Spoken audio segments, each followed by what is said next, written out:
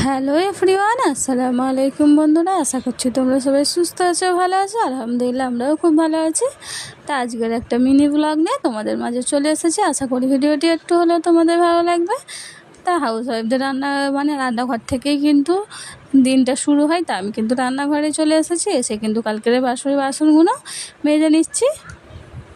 তা বাসন মাজা হয়ে গেলে আমি এবার ব্রেকফাস্টও রেডি করব, সেটাও কিন্তু তোমাদের সাথে শেয়ার করব। তাই এদিকে কিন্তু আমার বাসন মাজা অলরেডি কমপ্লিট হয়ে গিয়েছে। তাই এবার কিন্তু আমি ব্রেকফাস্টে যেহেতু রুটি বানাবো, তার জন্য কিন্তু রুটির গোল্লাটা মাখিয়ে আটা ছানা অলরেডি কমপ্লিট হয়ে গিয়েছে। আটা ছানা নিয়েছে, এবার রুটি করে নেবো। ব্রেকফাস্টে যেহেতু রুটি খাওয়া হয় বেশিরভাগ টাইম, যেহেতু আটার রুটি হেলদিও, সেই হিসাবে কিন্তু আটার রুটি খেলে পেটটা অনেকক্ষণ ভরাও থাকে, সে সঙ্গে হেলদিও। তাই জন্য কিন্তু রুটি দিয়েই কিন্তু ব্রেকফাস্টটা বেশিরভাগ টাইম করা হয়। যারা আমার ভিডিও দেখো অবশ্যই কিন্তু জানো। তাই এদিকে